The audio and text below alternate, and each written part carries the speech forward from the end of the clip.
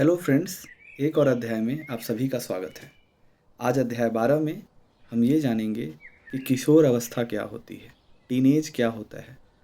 क्या टीनेज वो होता है जब पहला पिंपल आता है? क्या टीनेज तब शुरू होती है जब आपकी आवाज़ भारी हो जाती है?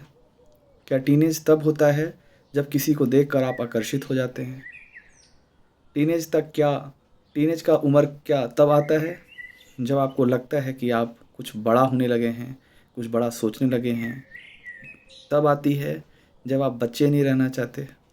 टीनेज का जो एज है, किशोर अवस्था का जो एज है, वो छोटा भी नहीं होते और बड़े भी नहीं हो पाते। उस बीच की जो गैप होती है ना, जो एज की, उसको कहते हैं किशोर अवस्था। आज इसी पर हम बात करेंगे और इस पर बात करने के लिए आज मेरे पास बहुत अच्छी किताब है, जिसका नाम है शर्ट का तीसरा बटन, जिसे मानव कौल ने लिखा है। इस कहानी में 3 दोस्त हैं और जैसे कि हमारे बचपन में 3 दोस्त होते हैं और हम उन्हीं से सारा कुछ बातचीत करते हैं। हर समस्या का समाधान अपने दोस्तों से ढूँढने की कोशिश करते हैं। मन में बहुत उथल-पुथल चल रहा होता है। हम में समाज में जब कुछ बड़ा करने की सोचते हैं उस उम्र में, तो लोग कहते हैं कि बहुत छोटे हो अभी, और कुछ छोटी नादानियाँ कर देते हैं तो वही समाज कहता है कि अब इतने भी छोटे नहीं रह गए। तो इस जद्दोजहद में जो एक बच्चा जब बड़ा होता है, जो हम सब बड़े हुए हैं, उस चीज़ को ये किताब बहुत अच्छे से दर्शाती है कि कैसे एक बच्चे का मनोविज्ञान किस तरह से चलता है। बच्चा कब खुद को बड़ा समझने लगता है? क्या वो पहला आकर्षण जो किसी लड़की को देखकर होता है? क्या वो पहला विचार कि मैं बड़ा क्यों नहीं हो रहा? वो पहला विचार जब उसके शरीर में बदलाव होता है।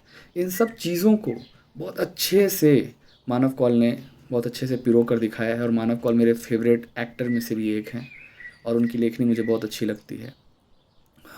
इस कहानी को जब मैंने पढ़ा तो बहुत सारी चीज़ें जो लाइफ में हम सबकी होती हैं और नहीं भी होती हैं, तो उन चीज़ों को पढ़ने के बाद मानव कौल की कहानी जब मैंने पढ़ी तो मुझे लगा कि जैसे मैं इसमें खुद ही इन्वॉल्व हूँ या फिर मैं भी एक कोई कैरेक्टर हूँ।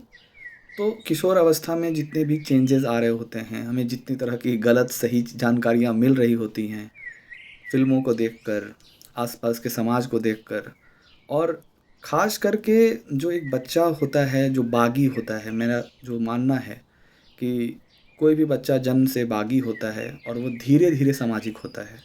जब समाज के थपेड़े उसे लगते हैं, समाज के नियम कानून जब उस पे बाँधे जाते हैं, तब वो धीरे-धीरे सामाजिक हो जाता है, वरना वो असली में बागी होता है। जैसे वो एक समझौता जब करने लग जाता है, तब वो सामाजिक होता है। किशोर अवस्था वो सामाजिक और बागी के बीच की उम्र होती है, जब हम धीरे-धीरे कुछ कुछ एक्सेप्ट कर रहे होते हैं और कुछ-कुछ हम विद्रोह भी कर रहे होते हैं।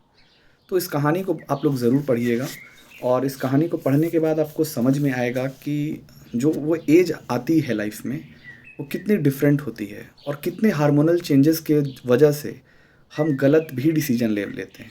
शर्ट का तीसरा बटन का यहाँ पे मतलब यही है कि हम हमारा सर झुक जाता है। कुछ ऐसी चीज़ें होती हैं लाइफ में, जब चीज़ें कुछ समझ नहीं आ रहा होता है तो हमारा सर झुक जाता है और वो बटन भी हमें उस तरह से ही देख रहा होता है। तो उस एज में बहुत सारी गलतियाँ होती हैं, बहुत सारे आपको सलाह देने वाले मिल जाते हैं और उस वक़्त आपको लगता है कि आप शहंशाह हैं, आप सबसे अलग हैं, और जो भी आपके हार्मोनल चेंजेस हो रहे होते हैं, उसके चलते आप बहुत परेशान भी होते हैं। इससे सीखने की चीज़ मुझे ये लगी कि बायोलॉजिकली जो हमें हार्मोन की वजह से जो हमें चेंजेस दिखने को मिलती है, वो ज़्यादा सीरियसली लेने की ज़रूरत नहीं है।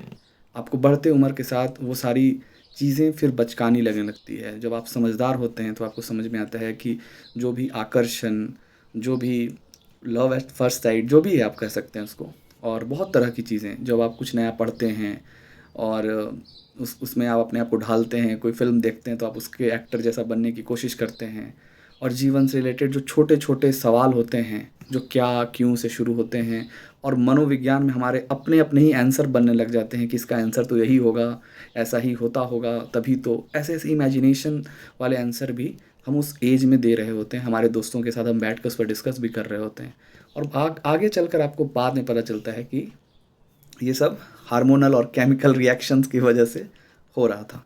तो इस तरह की चीज़ों को शिक्षा मुझे यही मिली इस कहानी को पढ़ने से कि उम्र में वो सब चीज़ें होती हैं, इस पर आप ज़्यादा हार्मोनली अपने आप को कंट्रोल नहीं कर सकते। दूसरी चीज़ ये कि जब पता है कि ये हार्मोनल चेंजेस की वजह से हो रहा है, तो आगे भी लाइफ में बहुत चीज़ें आएंगी जो आपको हार्मोनली ही लगनी ही चाहिए और होती भी वैसी ही हैं। तो आपको अपनी चेतना पर काम करने की ज़रूरत है, हार्मोन्स के अकॉर्डिंग बढ़ने की ज़रूरत नहीं है। उस फेज में तो कोई नहीं समझा रहा होता है, लेकिन आगे के लाइफ के लिए यही है ज्ञान की हार्मोनल और कोई नई चीज़ आती है तो उसके प्रति जो आकर्षण आ जाता है लाइफ में, ये सब चीज़ें कंट्रोल करने की ज़रूरत है और चेतना पर काम करने की ज़रूरत है, क्योंकि हम किशोर अवस्था से आगे के हैं। ठीक है, तो बस इतना ही मुझे कहना था। धन्यवाद।